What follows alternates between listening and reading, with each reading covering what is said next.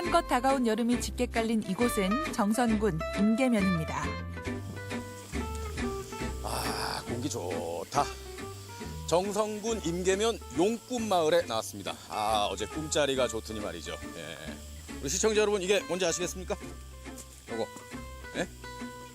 우리 담당 PD가 아까 이거 보고 옥수수라고. 무식한 얘기죠, 진짜. 예, 정말 무식한 얘기입니다. 이게 어떻게 봐서 옥수수입니까, 이게? 제가 오늘 이 녀석을 만나러 왔거든요. 네. 다 아시잖아요. 그래서 뭐 굳이 제가 이름은 얘기하지 않겠습니다. 저기 어르신 두 분 일하고 계시네요. 안녕하세요. 안녕하세요. 어르신, 이게 곤드레죠? 아, 곤드레 아니고 금방 들었으라고 두목이 형이야. 이거 곤드레 아니에요? 아니라니까. 이거 옥수수예요, 그러면? 아니야, 수박 들었으라니까. 아, 그래요? 아, 오늘 곤드레 찍으러 온다고 곤드레인 줄 알았어. 아, 이게 곤드레죠, 그러면? 예, 자, 오늘 곤드레를 만나러 왔습니다. 아, 약 6,600제곱미터만큼 가득 메운 곤드레밭. 지금 한창 제철을 맞아 그 맛이 더욱 좋다는데요. 한껏 맛이 오른 곤드레 듬뿍 먹으러 가보실까요? 어르신, 올해 곤드레 좀 작황이 어떻습니까? 야, 곤드레 작황이 나는 뭐 별로 좋은 편이 아니에요. 가뭄 때문인가요, 역시? 예, 가물고 뭐 그래가지고. 가가호호 용꿈마을 주민들은 10년 넘게 이 곤드레를 재배하고 있는데요.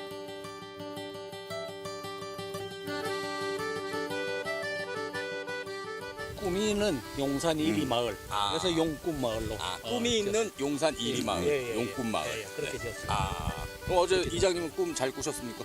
글쎄요.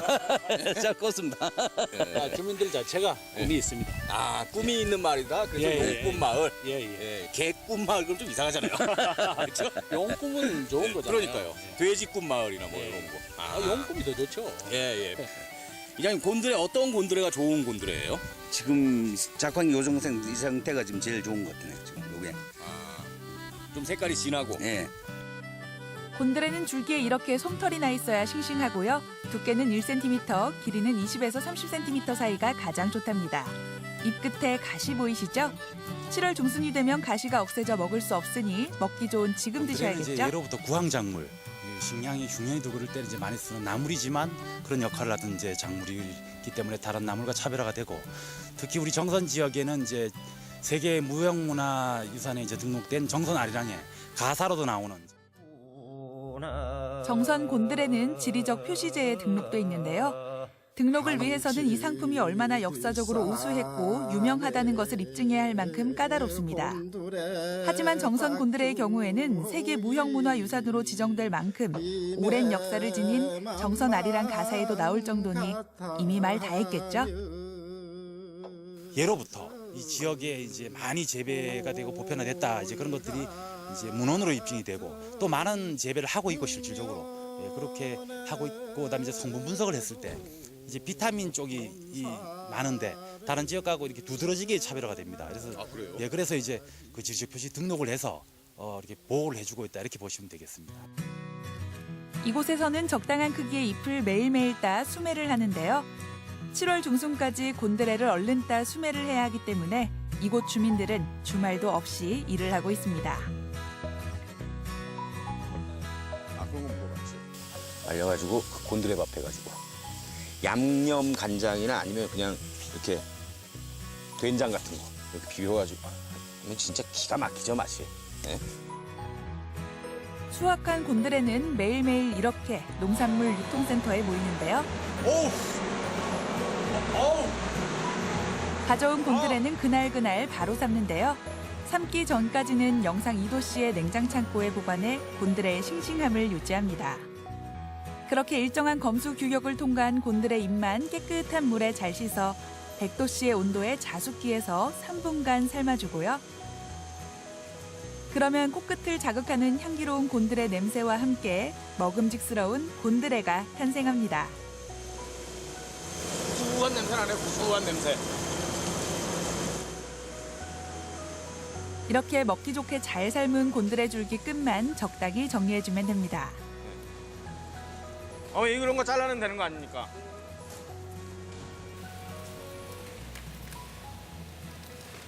이게 삶아서 약간 구수한 냄새도 나고, 예. 냄새가 향긋하니 좋네요, 그쵸, 어머니? 다들 좀 과묵하시네요. 녹연잎부터 한 입 잡숴봐요. 시간 냈고. 큼직하게 접어서 한 입에 쏙. 직접 채취한 곤드레라서 그 맛이 더 좋을 것 같은데요. 그 맛 어떤가요?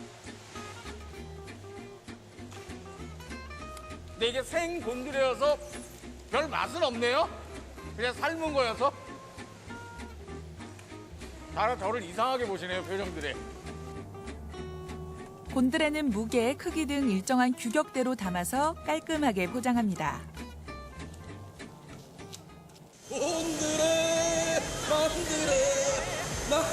곤드레 열심히 삶았으니 이제는 먹어봐야겠죠? 그런데 너무 오버하시네. 곤드레 음식을 먹기 위해 찾은 이곳은 정선군 조양강변에 열린 전국 5일장 박람회 현장입니다. 전국의 전통시장 상인들이 모였다고 하는데요. 오랜만에 반가운 얼굴도 만나고요. 이렇게 정선하면 딱 떠오르는 말린 곤드레도 판매 중입니다. 그 전에 해보신 적 정선 5일장에서 보던 어머니들이 곤드레 찐빵과 곤드레가 듬뿍 들어간 메밀전병 등 낯익은 모습 그대로 팔고 계십니다.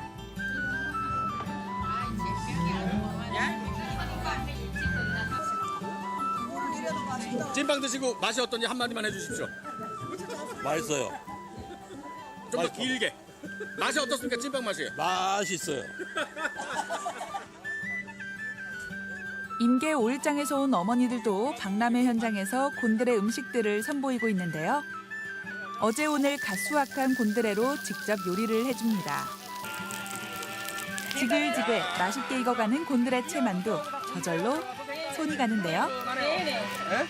곤드레가 밀가루에 곤드레가 들어가면 굉장히 아주 촉촉한 맛이 납니다. 진짜 맛있어. 이 맛있는 음식 나눠 먹지 않고 혼자만 맛볼 수 없겠죠? 맛있지? 곤드레 가루가 가득 들어간 만두피에 역시 곤드레가 꽉꽉 들어찬 만두소를 넣고 예쁘게 빚어주고요. 요 반죽을 말아서 썰면 칼국수 면이 됩니다. 반죽에 곤드레 가루를 넣으면 찰기가 생겨 쉽게 퍼지지 않는다고 하는데요. 시원하게 헹군 면에 갖은 양념을 넣으면 또 얼마나 맛있을까요? 근무 시간에 술 안 마시는데. 곤드레 막걸리. 근무 중에 술 안 드신다더니 입을 떼지 않는군요.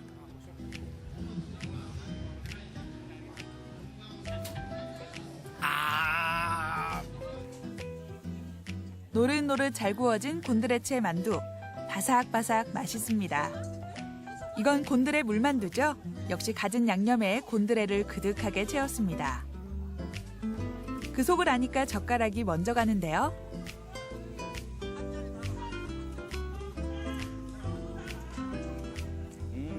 곤드레로 만두를 만두하군. 이 정도 마시면. 곤드레 나물을 넣은 곤드레 비빔밥. 고추장에 비비는 게 아니라 이거 이름 뭐라 그랬지 아까? 뽁떡장, 볶각장, 뽁뚝장 할 때 이게 볶았다 그래서 회장님 이 이름이 뭐라 그랬죠? 뽁짝장. 정선의 각 가정에서 늘 이렇게 볶아서 곤드레를 넣고 볶아서 장을 만들어 주셨대요. 그래갖고 볶짝장. 이 뽁짝장을 넣어서 이렇게 비벼 먹는 겁니다. 예. 우리가 곤드레밥 하면 말린 곤드레와 밥을 함께 지어서 장에 비벼 먹는 구수한 곤드레밥 다들 생각하시겠지만 싱싱한 제철 곤드레로 뽁짝장과 함께 비벼 먹으면 그 식감이 아주 끝내줍니다. 그리고 이 곤드레 장아찌. 반찬으로 곤드레 장아찌.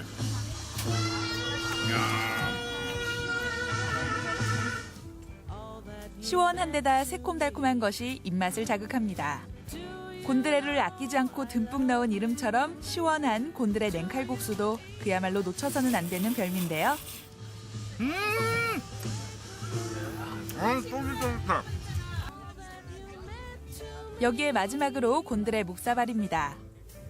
네, 도토리묵과 곤드레를 함께해서 이렇게 양념장에 찍어서.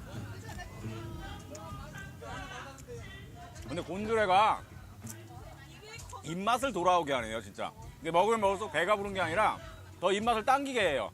그러니까 요새 막 더워지면서 입맛이 떨어지지 않습니까? 근데 곤드레가 이 여름철에 좀 잃을 수 있는 입맛을 돌아오게 하는 그런 매력이 있어요.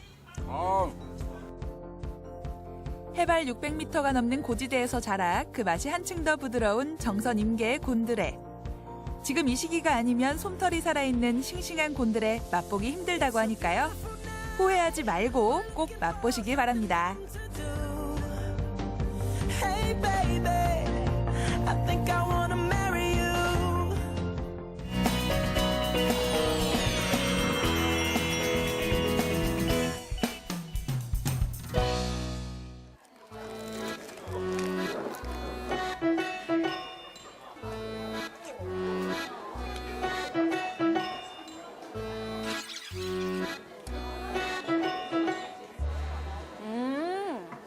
이 맛이지. 역시 같이 먹어야 맛있지. 오늘의 미션, 똘똘 뭉친 맛을 찾으시오. 말로 해요. 메시지 보내지 말고 바로 앞에 있으면서. 그런데 똘똘 뭉친 맛? 힌트 좀 주세요. 하나씩 먹어도 맛있는데 같이 먹으면 더 맛있죠? 너는 고소하고 너는 매콤하고 너는 부드러우니 함께하면 얼마나 더 맛있으리요. 뭉치면 그 맛이 더 좋은 음식계의 어벤져스 뭉쳐야 사는 맛집으로 여러분들을 초대합니다. 첫 번째 힌트가 삼겹살, 삼갑김밥이 전복, 차돌박이, 관자,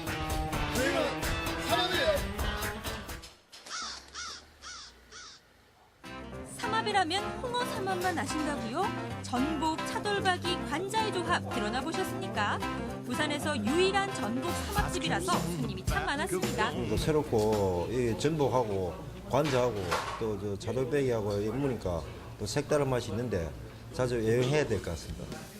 육지와 바다가 만났다. 고소한 차돌박이와 쫄깃하고 싱싱한 해물이 만난다면 과연 그 맛이 정말 궁금했습니다. 이것이 삼합이에요. 예, 삼합입니다. 야, 사장님, 이게 유명한 그 삼합인 건가요? 예, 와, 제가 삼합은 홍어 삼합만 들어봤어도 이 삼합은 처음이거든요. 예, 좀 소개를 좀 해주시죠. 예, 삼합은 이제 세 가지. 키조개 관자, 전복, 한우 차돌박이 이 세 가지가 저희 집 전복 삼합입니다. 따로 먹어도 맛있는데 왜 같이 이렇게 먹는 걸 생각하신 거예요? 제가 차돌도 좋아하고 전복도 좋아하고 관자도 좋아하는데 이걸 같이 먹으면 더 맛있지 않을까. 그럼 처음에 이렇게 같이 먹어서 딱 먹어봤을 때 아, 이거다 이렇게 그렇죠. 생각하신 거예요? 태어나서 처음 먹었던 맛. 사장님은 완도산 전복만을 고집할 뿐 아니라 차돌박이와 키조개 관자까지 최상급만 취급합니다. 저희 집에 제일 이제 손님들 좋아하시는 요 케일.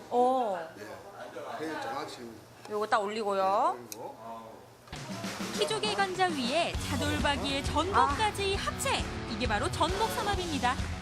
삼합입니다. 야, 이거 아, 이거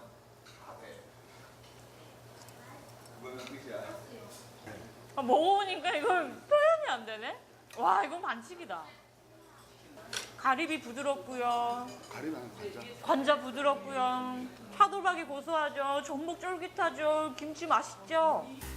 부드러운 고기와 쫄깃한 전복과 관자를 함께 먹으니까 우선 식감이 정말 좋았고요. 어느 하나 맛이 강하지 않아서 잘 어우러졌습니다. 제가 따로따로 먹는 것도 좋아하는데 같이 먹으니까 이 맛있음이 배가 되는 것 같아요. 와.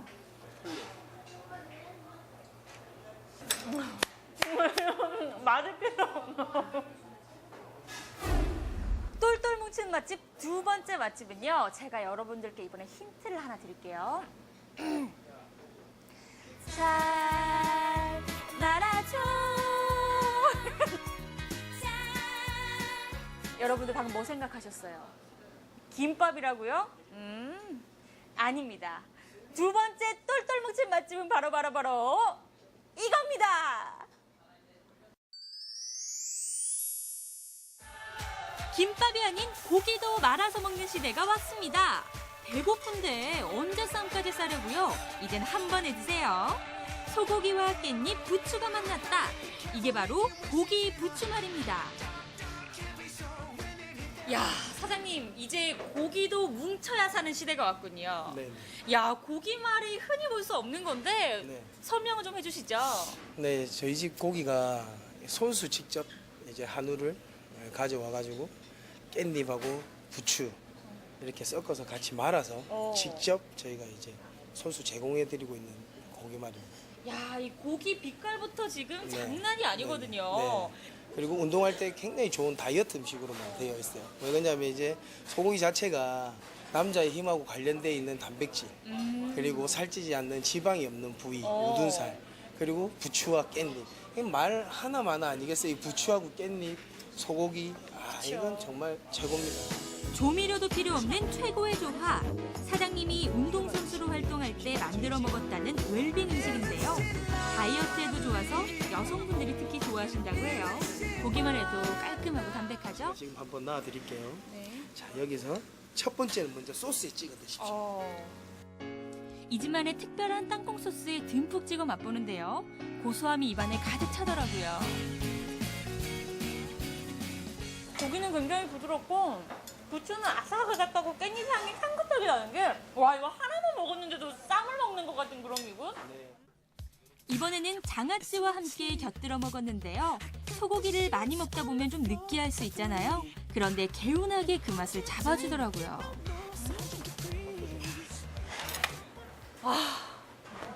너무 많이 먹었어. 아, 감독님 이제 끝내도 될 것 같아요. 세 번째 맛집 안 가도 되죠? 아, 가야 됩니다. 세 번째 맛집은 어디예요? 이제 힌트 주세요, 힌트. 웬 바다로 저를 불렀어요? 바다에 무슨 쌈이 있단 거지?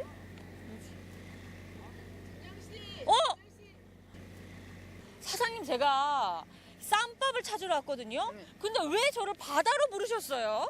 얘로 만들 거거든요, 쌈밥을요. 얘를요? 예. 이 물고기로 쌈을 먹는다고요? 멸치. 기장하면은 멸치하면 대변 아닙니까? 요걸 가지고 가서 내가 멋지게 쌈밥 한번 만들어줄게요. 한번 가보실래요? 함께 가시죠. 고! 기장하면 멸치, 멸치하면 대변향이죠. 보글보글 칼칼한 멸치 쌈밥입니다. 멸치는 그냥 고추장에 푹 찍어 먹어도 맛있지만 멸치도 똘똘 뭉쳐야 맛있다는 사실. 요즘 이때가 딱 멸치가 맛있는 시기라는데요. 더구나 아침에 잡아온 싱싱한 생멸치로 만든다고 합니다. 영양도 듬뿍 담겨 건강한 멸치 쌈밥 맛있겠죠? 벌써부터 막 바다에서 뛰어노는 것 같은 느낌이 드는데 이걸로 바로 쌈을 싸먹는다는 거죠? 와, 멸치 쌈밥. 와, 멸치가 가득한데 우선 이거부터 한번 먹어볼게요.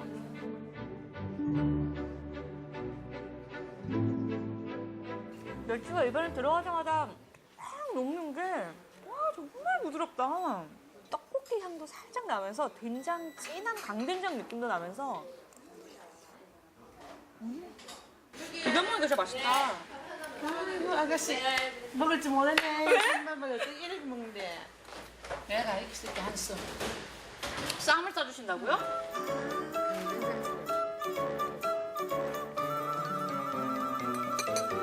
다 들어갈까요? 입이 작아서.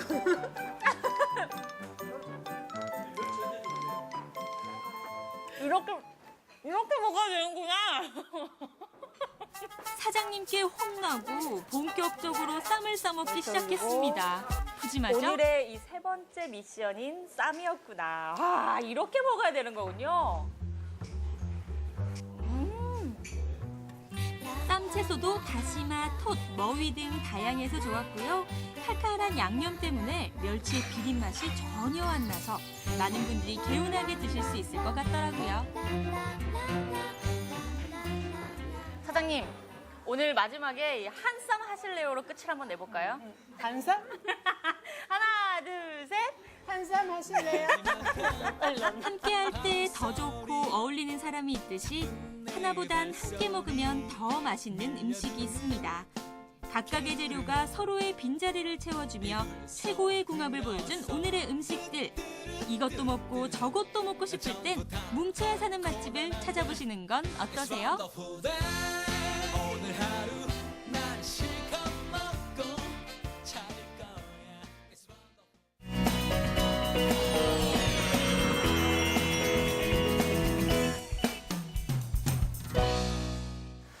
여러분, 이 명품 하면 뭐가 떠오르세요?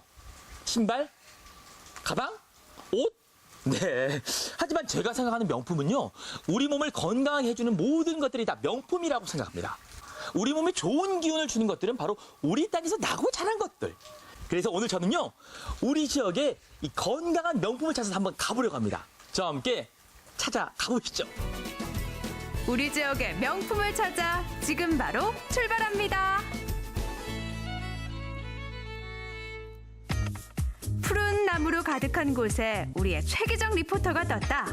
이리저리 정신없이 돌아다니는데 이 드넓은 산에 도대체 어떤 명품이 숨어 있는 걸까요? 도대체 상주의 명품은 어디 있는 거죠?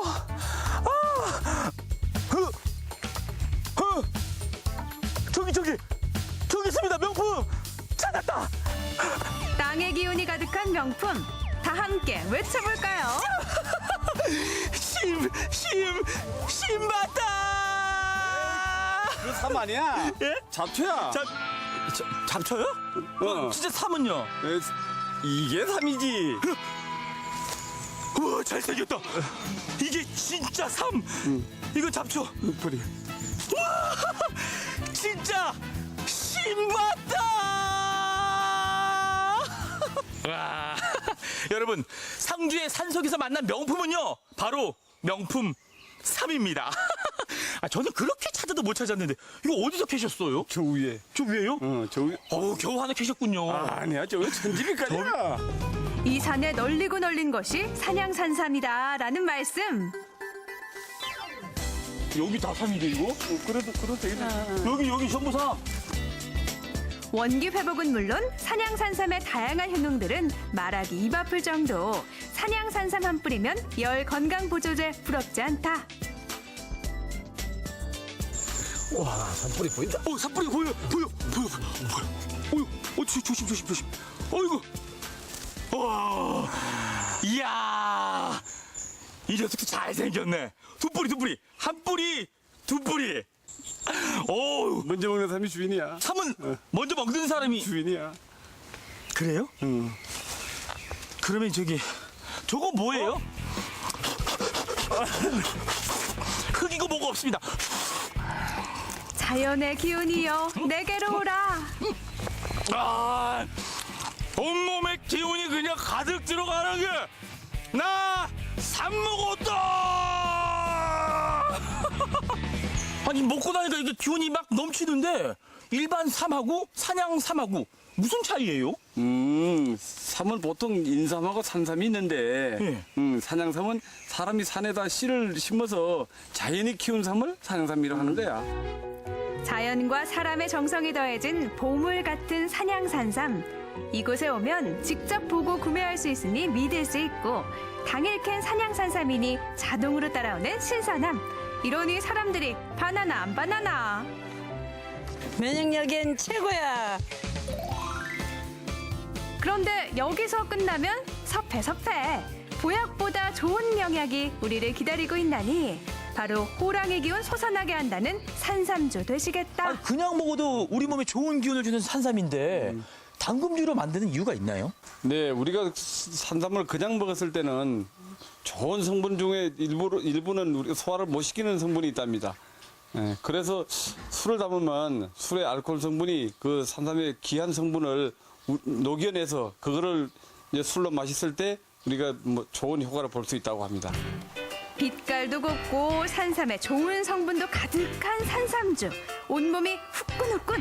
효과 바로 나타나나요? 와우!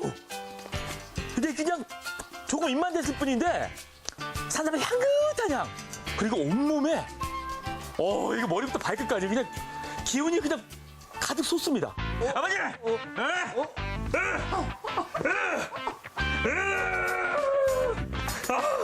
기운이 넘칩니다. 여러분 산양삼 당금주의 효능입니다. 아우 좋다 이거. 안동의 명품을 찾아 한달음에 달려온 기정 씨. 안녕하세요. 네, 안녕하세요. 예. 안동의 명품을 찾아왔습니다. 아, 예, 그렇습니다. 이게 도대체 무슨 버섯인가요? 예, 이게 우리 몸에 좋은 상황버섯입니다. 상황버섯입니다. 아, 우리 몸에 그렇게 좋다는 상황버섯? 약용버섯의 대표주자 상황버섯. 몸에 좋은 성분인 기본. 이곳의 상황버섯은 품질도 으뜸이라는데 분명 사장님의 남다른 비결이 있을 것 같은데요. 와, 이 버섯 중에서도 귀하다는 그 상황버섯. 이게 재배가 되네요? 예, 그렇습니다. 예전에는 거기 상황버섯이 자연산에만 의존을 했었는데 저희가 95년도에 상황버섯을 한번 인공 재배해보기 위해서 다양한 어떤 재배법을 시행하다가 전국 최초로 상황버섯을 이렇게 원목으로 인공 재배를 하게 됐습니다. 상황버섯을 재배하기 위해 긴 시간 동안 노력한 사장님. 그 결과 어디에 내놓아도 빠지지 않는 우리 지역 명품이 탄생했다고. 많은 분들께서 버섯하면 상황버섯을 딱 최선을 꼽는데 그 이유는 뭐예요? 버섯은 모든 버섯이 우리 건강에 도움을 주는 다양한 기능들이 있습니다. 그런데 상황버섯이 그중에 최고라고 하는 거는 버섯의 어떤 주요 성분인 베타글루칸이 가장 함유량이 높습니다. 그래서 우리 인체 면역력을 향상시켜줘서 우리 몸을 든든하게 해주는 거죠. 예. 버섯 중에 왕이라서 상황인가요? 예, 그렇죠. 왕입니다. 상황입니다. 예. 얘가 왕입니다요. 버섯계의 왕 상황버섯. 여기서는 일일이 다려먹을 필요 없는 편리함도 볼 수 있다는데. 야, 이 몸에 좋은 상황버섯뿐만 아니라 다양한 종류의 버섯이 이렇게 먹기 편한 식품으로 변신되어 있네요. 예, 그렇죠. 약용버섯 그러면은 장기간 달여서 드셔야 되기 때문에 굉장히 번거롭습니다. 그래서 저희들이 언제 어디서나 음용할 수 있도록 이렇게 티백이라든가 액상차 제품으로 개발을 했습니다. 이젠 버섯도 티백 시대. 언제 어디서나 버섯을 차로 즐겨보자고요.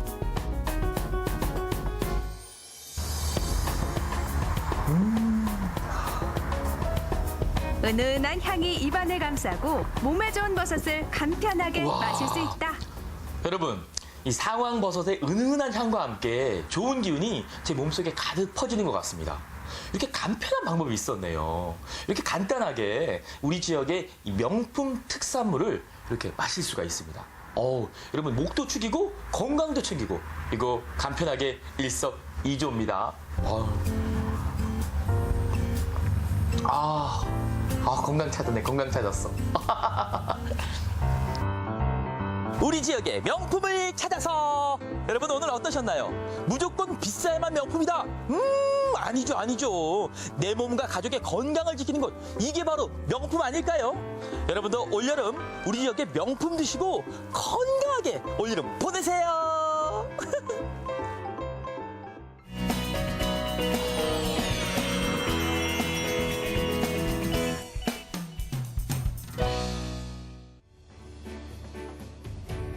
바쁜 현대인들의 생활 필수품인 자동차. 집집마다 한 대 이상을 보유하고 있을 정도로 차량의 수는 늘었지만 높은 가격은 여전히 부담스럽습니다. 잘만 고르면 신차 부럽지 않고 가계 부담도 줄일 수 있는 중고차에 대한 관심이 늘어나고 있는데요. 초보 운전자에게도 쏙쏙 좋은 중고차 고르는 방법 소개합니다.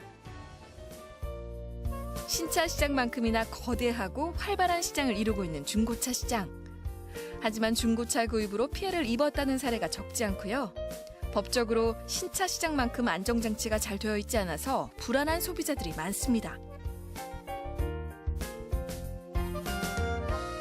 정말 다양한 자동차들이 많이 나와 있습니다. 처음 차를 구입할 때는 고가의 액수 때문에 중고차를 선호하실 텐데요. 어떻게 하면 조금 더 저렴하고 믿을 수 있는 중고차를 선택할 수 있을까요? 무엇이든 아는 만큼 보이는 법. 전문 중고차 딜러를 찾아가서 구입 전 알아두면 유익한 정보들을 짚어봤습니다.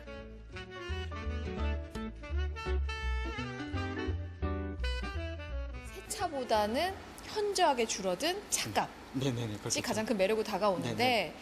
그런데 중고차 정말 차종이 많잖아요. 네, 맞습니다. 뭘 골라야 될지 모르겠거든요. 네네네.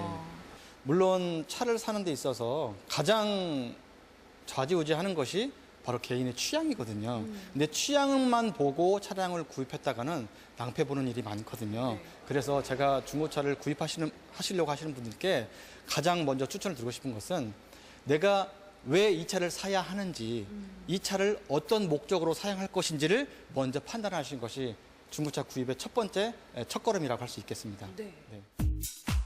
중고차 구매 노하우 첫 번째는 육안으로 차량 안팎을 꼼꼼하게 체크하는 겁니다. 외관은 맑고 화창한 날 실외에서 보는 게 중요한데요. 여러 각도에서 전후면을 번갈아 살펴보며 도색이 잘 되어 있는지 확인합니다.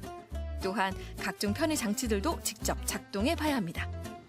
편하자고 타는 거거든요. 근데 내게 편한 장치가 작동이 안 된다면 아무래도 좀 많이 불편하겠죠. 예를 들어서 라디오라든가 CD 플레이어가 작동하지 않는다면 나중에 구입을 한 뒤에는 서로 이제 안 좋은 관계가 될 수 있기 때문에 그런 절차들을 미리 다 내가 하나하나씩 검사하는 것이 아주 바람직하다고 볼 수 있겠습니다. 이제 엔진을 보나요? 네, 맞습니다.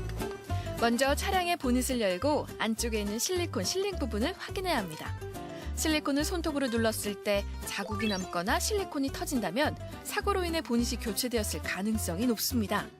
다음은 팬더를 고정하기 위해 조여진 볼트를 확인하는데요. 볼트에 페인트가 벗겨져 있거나 덧칠한 흔적이 있다면 수리를 했다는 뜻입니다. 자, 이 부분이 바로 사람으로 따지면 심장이라는 바로 그 휠하우스라는 부분인데요. 네. 이게 휠하우스 보게 되면 이렇게 스포트 용접, 사람이 한 용접이 아니고 기계가 한 용접을 바로 스포트 용접이라고 하는데, 네네, 요것이 있으면 요거는 원래 생산할 때 나왔던 무사고차라고 구별할 수 있고, 수리를 한 차들은 요 스폰 용접 자국이 없고요. 용접 자국이 없고. 용접 자국이 없고요.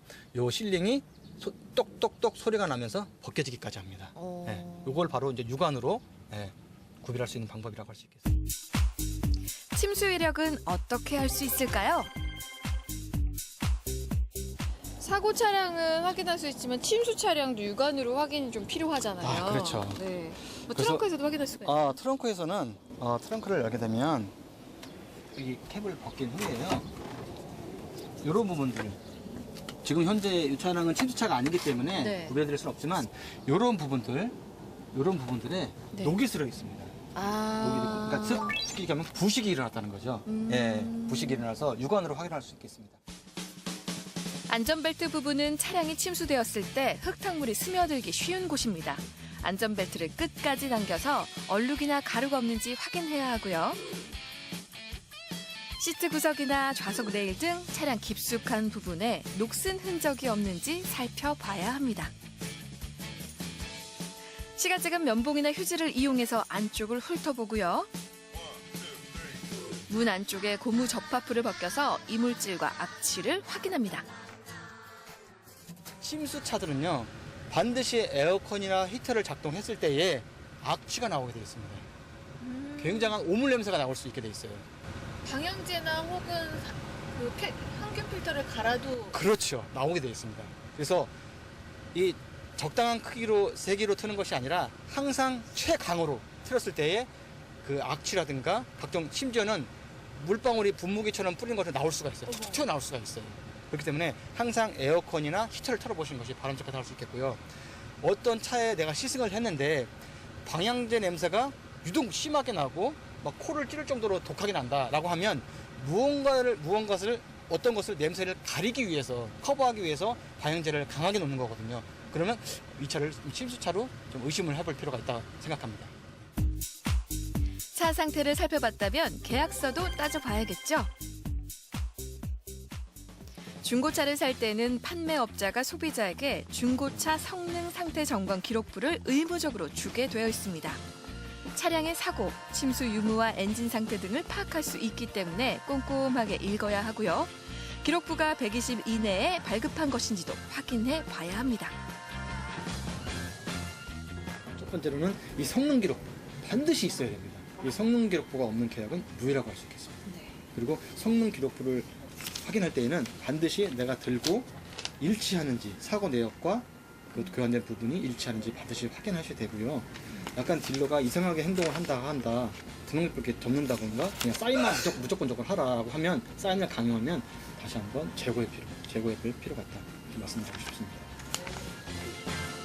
가장 중요한 것은 검증된 딜러를 선택하는 겁니다. 온라인으로 살펴볼 때는 개설한 블로그나 홈페이지가 5년 이상 운영되고 있고 판매 후기가 자주 올라오는 것이 좋고요. 정식 사원증을 가지고 있어야 안전하게 거래할 수 있습니다. 일단 너무 저렴하면 의심해라. 네. 그리고 중고차를 사실 사시는 분들이 굉장히 많으실 거예요. 그분들에게 한마디 도움될 수 있는 말 한마디 해주신다면. 제가 확실하게 말씀드릴 수 있는 것은 싸고 좋은 차는 없다는 것입니다. 그래서 내가 좀 발품을 팔아서 조금 더 내가 생각했던 거에 부합한다면 내가 찾는 차라고 확신을 하시고 자동차에 대한 스트레스를 줄이고자 하신다면 자사 보증 기간이 남아있는 그런 차를 사시는 것이 중고차 구입 요령 중에 가장 좋은 방법이라고 할 수 있겠습니다. 규모가 큰 중고차 시장에서 좋은 차 고르기란 쉽지 않습니다.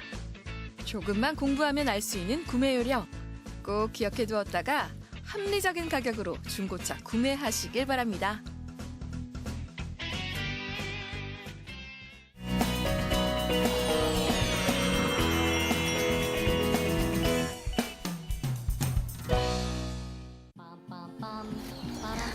귀여워. 안녕하세요, 여러분. 오늘 제 복장이 조금 특이하죠? 제가 오늘 일일 일꾼으로 변신을 해봤는데요. 아니, 무슨 일을 하는데 이렇게 이 빗자루, 이 양동이가 다 필요한지 모르겠지만 아무튼 오늘 정말 귀여운 동물들이 저를 기다리고 있다고 합니다. 얘들아, 엄마가 갈 테니까 조금만 기다려. 아기 동물들의 엄마로 변신한 채가 해리포터. 과연 잘할 수 있을까요? 이곳은 강릉시 사천면에 위치한 어느 동물농장. 너무 귀엽다. 토끼도 있고. 안녕하세요, 사장님. 사장님이시죠? 네, 안녕하세요. 네, 안녕하세요. 제가 오늘 여기 아주 귀여운 저희 아가들을 만나러 왔는데요. 네, 우리 아기들이 정말 많다고 들었어요. 얼마나 있는 거예요? 동물이 많다는 건 오늘 할 일도 아주 많다는 뜻. 오늘 채가 해리포터의 운명은? 한 30여 종에 한 1000마리 정도는 되겠죠? 지금은 반려동물 천만 시대. 개나 고양이뿐 아니라 각양각색 동물들을 가족으로 맞이한 사람들이 많은데요. 이곳에서 농장 일도 돕고 반려동물을 기르는 꿀팁도 알차게 배워볼까요? 그럼 제가 뭐부터 하면 될까요? 네, 지금 여기 앞에 있는 엄마 토끼와 아기 토끼가 있는 집을 청소해야 됩니다. 뭐부터 하면 될까요? 어떻게 할까요? 오늘 청소할 일이 많으니까 큰 걸로 하세요. 큰 비하고 큰 삽으로 하세요. 그래 빨리 할 수 있어요. 알겠습니다. 자, 여기. 어색한 포즈로 비지를 시작한 가혜 씨. 첫 번째 고객은 토끼인데요. 요즘 귀여운 외모에 반해 토끼를 기르는 분들이 많습니다. 하지만 아직까진 토끼에 대한 정보가 많지 않기 때문에 세심한 주의와 보살핌이 필요합니다. 제가 제 방 청소도 잘 안 해도 이렇게 토끼 우리 청소를 해보기는 난생 처음인데 이렇게 아기 토끼들이 자라는 곳을 예쁘게 청소해주니까 뭔가 진짜 엄마가 된 마음이 들면서 약간 흐뭇하네요. 뭔가 굉장히 뿌듯해요. 이 토끼를 집에서 키우다가 실패하시는 분들이 굉장히 많다고 들었어요. 물을 많이 충분히 먹었는데 맛있는 물기가 있는 상처를 줬다. 이런 몸의 물량이 많아지죠. 네. 이런 문제가 되게 됐어요. 설사하고 이제 알타가 죽을 수가 있어요. 그러니까 물 조심을 항상 해야 되고 먹이는 처음에 먹였던 먹이에서 점차 바꿔와야 됩니다. 가혜 씨의 손길을 기다리는 다음 동물은 바로 젖소. 올라가. 저기 앞에 맞네. 저기 해야 되겠다. 어딨나요? 응가들이 어디 있을까? 조심하세요. 언니가 응가 치워줄게. 또다시 청소 시작. 치우고 또 치워도 끝이 없는데요. 밥도 잘 먹고 배변도 많이 하는 걸 보니 젖소야 너희들 참 건강하구나.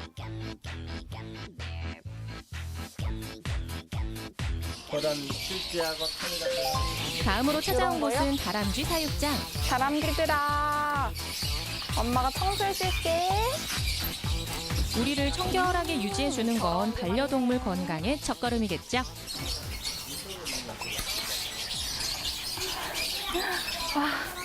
와, 제가 이렇게 다 청소했으니까 여기 우리가 정말 깨끗해졌어요. 이제 우리 아기 다람쥐들도 진짜 좋아할 것 같아요. 청소 끝! 햄스터랑 기니피그도 키우시는 분들 굉장히 많잖아요. 예. 그러니까 이렇게 아이들 잘 키울 수 있는 또 팁을 주셔야 할 것 같아요. 수컷과 수컷, 그 다음에 암컷이 끼면은 무조건 싸워요. 그래서 일반 가정에서 키우려면 수컷을 빼고 네. 암컷만 기르는 게 좋아요. 그리고 번식을 하려면 수컷을 이용하고, 그렇지 않을 경우는 거의 암컷만 키우는 게 싸우지 않고 무난하게 키울 수 있어요. 이야, 제가 드디어 다음 할 일을 찾은 것 같아요. 바로 여기 있는 작은 염소가 어제 태어난 새끼 염소거든요. 근데 제가 이 염소를 한번 목욕제기를 시켜서 새 염소를 한번 만들어 볼까 합니다. 제가 가실까요? 다음 할 일은 귀여운 아기 염소 목욕시키기.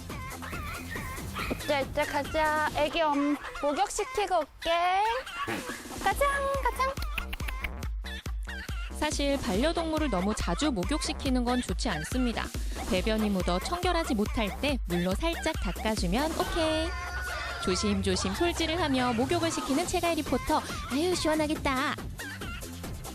뽀송뽀송 깔끔해진 아기 염소는 다시 엄마 곁으로 배달 완료.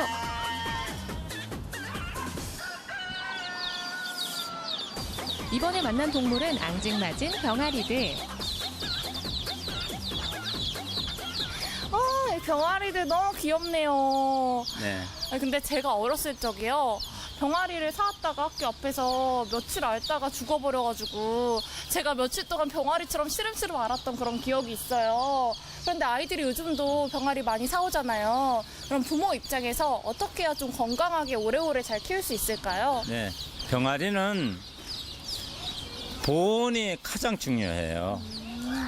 그러니까 병아리뿐만 아니라 어린 동물들은 그 체온에 가까운 온도를 유지해줘야지 살아요.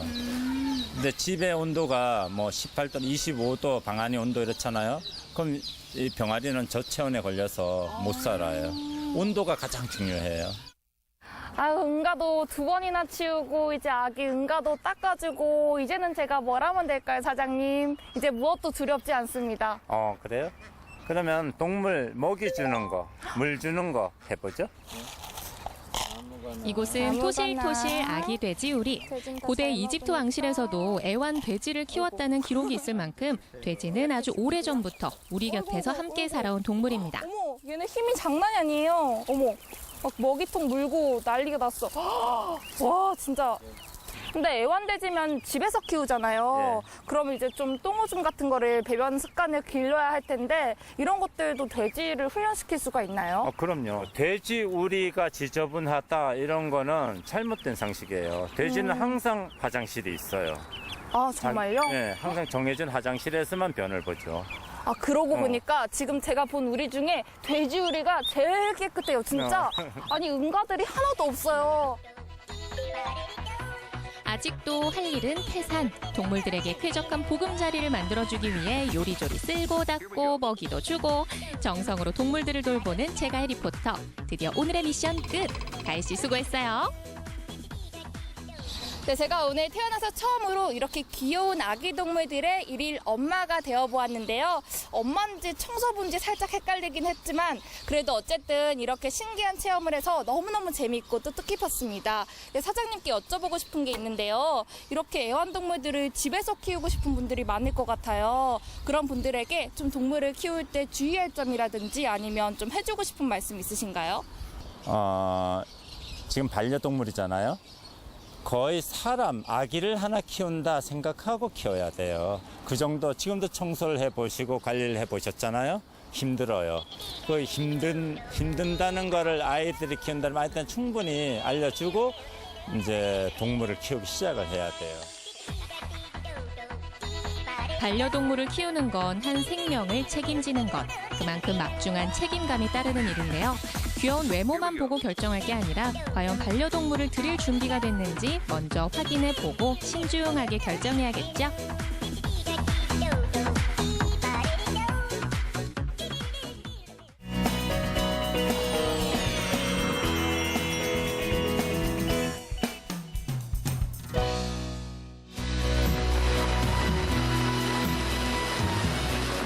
매년 5월에서 7월이면 마치 약속이라도 한 듯 거친 물살을 거슬러 오는 녀석이 있습니다.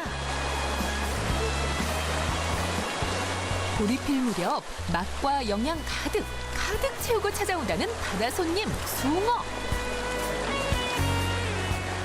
한 번 낚았다 하면 1타 쌍피를 넘어 7피. 묵직한 손맛 선사하는 숭어 낚으러 가실까요? 남도의 들녘을 황금빛으로 뒤덮는 보리가 익어갈 무렵 그 맛이 절정에 이른다는 보리 숭어가 찾아옵니다. 보리숭어가 12월 달에 산란을 해가지고 이렇게 4, 5월 달 때 보리 6월 보리 필 시기에 이 연근에 와서 그 자기 몸에 양분을 보충하거든요. 다시 이제 12월 달 산란하기 위해서 지금이 가장 이 보리 이거 하면 피면 이때가 가장 그 숭어 잡는 철이에요. 소문 듣고 찾아온 곳은 해남과 진도 사이. 조류가 가장 세다고 그 명성 이미 전국에 파다한 울돌목.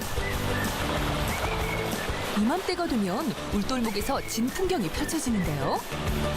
다른 어종에 비해 놀라운 점프력을 지녀 무려 한 번에 1.5m까지 점프가 가능하다는 숭어.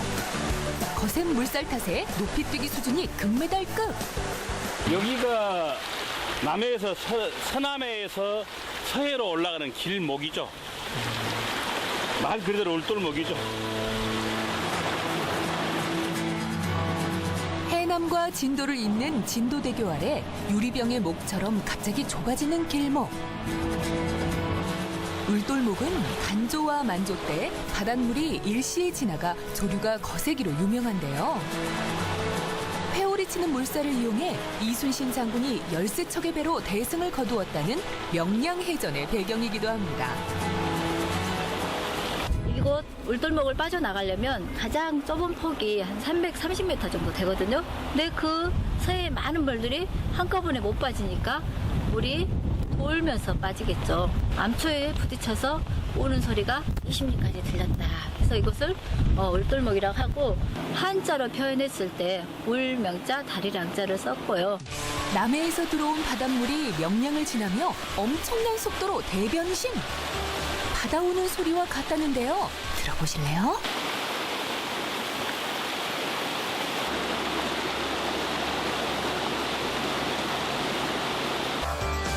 울돌목에 뜰채를 들고 비장하게 등장하는 한 남자가 있었으니 고기가 많이 오를 때는 물때 사리때 물살이 세야 되니까요. 사리때에 많이 오고 두 번째 조건은 햇빛 나고 바람이 없어야 돼요. 그것만 맞으면 고기 많이 잡죠. 명량해전 이후 가장 치열한 작전이 시작된다. 개봉 박두. 고기는 안 잡고 바다만 노려보는 박동혁 씨. 아니, 보기만 하면 고기가 절로 나오나? 바로 그때 전광석화와 같은 움직임으로 빠른 울돌목 물살을 퍼내는데요. 순식간에 낚아채는 숭어. 이건 뭐 숭어 레이더가 따로 없다. 고기 대행진처럼 쉼없이 고기를 떠내는 박동혁 씨. 당신은 설마 달인? 숭어는 70cm 넘어요, 70cm. 오메, 요 미끈한 몸매를 보소. 아니 근데 너 자다가 방금 나왔니? 산란을 앞둔 숭어는 기름이 가득 차올라 눈에 백태가 끼는 것이 특징인데요. 덕분에 쫀득하고 차진 맛을 자랑합니다. 살 오동통 오른 숭어가 돌아오면 울돌목은 인산인해. 봐도 신기한 광경에 인증샷은 필수고요. 박수는 절로. 아니 뜰채 한번 쑥 넣었다 뺐을 뿐인데 이거 실화냐? 때를 기다렸다 재빠르게 움직이는 손. 순식간에 어른 팔뚝만한 숭어들이 팔딱팔딱. 나 바다로 다시 돌아갈래. 잡는 양이 어마어마해 보이지만 항상 이렇지만은 않습니다. 이래봬도 다 때가 있는 법. 오늘 고기 많이 오겠네요. 뭐 어떤 거 보면 알 수 있어요? 지금 이 물이 약한데도 고기들이 올라오잖아요. 무엇이 보인다는 건지. 그런데 그때 빠르게 물살 속을 가르는 숭어 보셨나요? 모든 고기는 저 물 타고 올라와요. 미꾸라지든 붕어든 연어든 다 물 타고 올라옵니다. 역으로. 고기가 숭어가 여기서 보이잖아요. 이 타고 이리 오니까 저는 여기서부터 이렇게 뜰채 넣어요. 그럼 여기서 고기하고 이 뜰채하고 만난다는 얘기죠.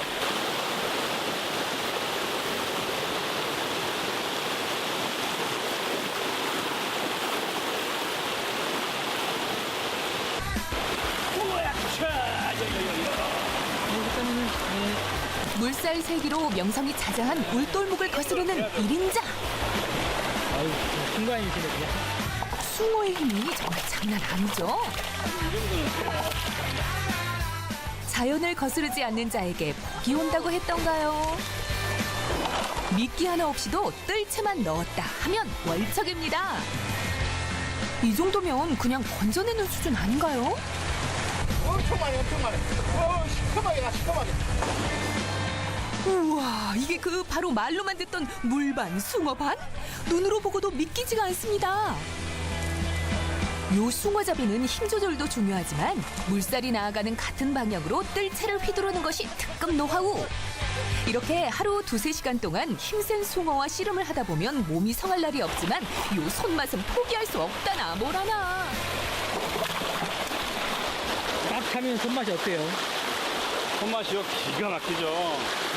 낚시의 몇 배는 더 아주 손 떨리면 더 좋죠.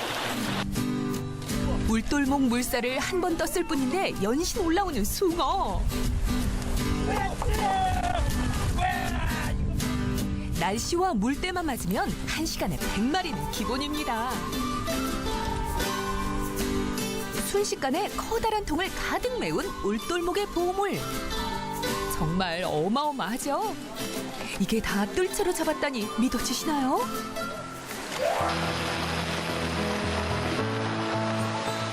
울돌목을 지나는 바닷길을 따라가면 북동쪽으로 2km여의 해남 이마도가 있습니다. 이곳도 이맘때 찾아오는 보리숭어 덕에 한창 바쁜 시간을 보내고 있다는데요.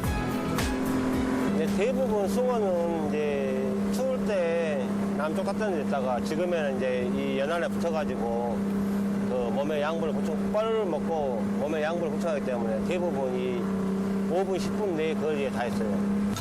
많이 잡혀요. 올해도 어김없이 잊지 않고 찾아온 숭어 덕에 주민들의 얼굴에 웃음꽃이 활짝 핍니다. 얼마나 잡았어요? 이마도에서 숭어를 잡는 방식은 바로 요 정치망. 숭어가 오가는 길목에 미리 그물을 설치해두고 고기를 잡는 방법입니다. 특히나 이마도는 남쪽과 북쪽 바다 양쪽이 갯벌로 이루어져 있는 섬인데요. 숭어의 먹이인 갯벌의 유기물이 풍부한 덕에 숭어의 서식지로 안성맞춤. 이러니 잡는 양도 어마어마합니다. 동의보감에 기록될 만큼 예부터 즐겨 먹었다는 숭어. 사람들이 왜 이렇게 좋아하는지 숭어 홍보대사 이마도 이장님이 잘 알고 있다고 하죠. 뭔가요? 알려주세요. 내가 이마도 숭어가 왜 좋은지 한번 보여줄게. 이렇게 크고 싱싱하고 이게 어른이 성이 잡지 못할 정도로 힘이 좋아 지금 이 숭어가. 숭어의 힘이 좋다는 건 그만큼 살이 차지고 쫄깃하다는 말씀. 아니, 이만하면 많이 잡은 것 같은데요. 이제 숭어 맛보러 가면 안 될까요? 마음씨 좋은 이장님, 오늘 숭어의 참맛 제대로 보여준다는데 탱글탱글 숭어회, 여름철 산란을 앞두고 살 제대로 올랐다. 정말 먹음직스럽죠? 들어는 봤나, 먹어는 봤나, 별미 중에 별미. 숭어 밤이라고 닭으로 말하자면은 닭 머리주머니하고 같은 거예요. 이 튀겨서 먹는 게 훨씬 더 맛있어요. 아는 사람들은 꼭 챙겨 찾는다는 그 맛. 안 먹어봤음 말을 마시라. 다음은 고소하고 담백한 숭어구이. 별다른 양념이 필요 없다. 필요 없어. 우리 아이들에게 인기 만점 숭어전도 빼놓을 수 없죠. 아니, 요 감동적인 자태를 뽐내는 이것은 귀하디 귀하다는 어란 아닌가요? 이게 숭어 알이죠. 이게 숭어 알인데 옛날에 이놈이 진상품만 이게. 하루에 2번씩 참기름을 발라가며 몇 달을 반복해 만든 정성어린 어란까지 정갈이 담아주면 보기만 해도 침이 절로 넘어가는 숭어 한 상이 완성됐습니다. 역시 이렇게 좋은 음식은 함께 나눠야 제맛이겠죠? 숭어 하나로도 풍성한 밥상을 선사해온 숭어. 이러니 사랑할 수밖에 없겠죠? 뭐 사이사철 먹어도 담백하고 맛있죠. 굉장히 보리가 필 무렵 울돌목의 거센 물살을 거슬러 돌아오는 힘센 녀석들이 있습니다.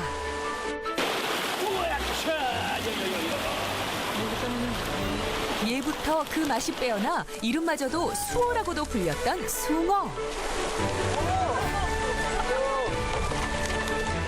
해마다 어김없이 찾아온 숭어 덕분에 입맛은 물론 울돌목에서 펼쳐지는 뜰채잡이 진풍경은 보너스.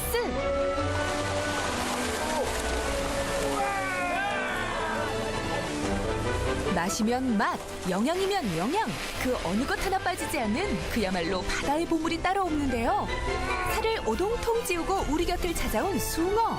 오늘 저녁엔 으뜸 보양식 숭어로 한 상 거하게 올려보시는 건 어떠세요?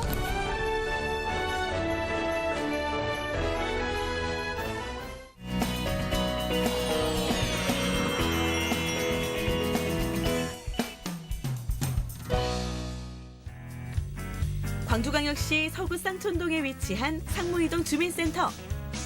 공무원도 아닌데 이곳으로 출근하고 있다는 오늘의 주인공 서기수 씨. 대체 그는 어디에 있을까요?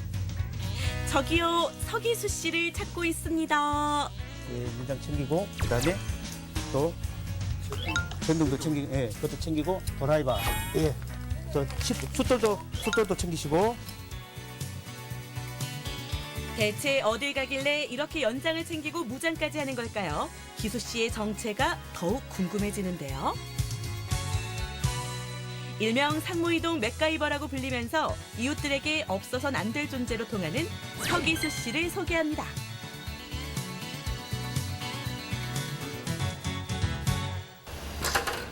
사다리까지 자전거에 싣고 포스가 심상치 않은 기수 씨.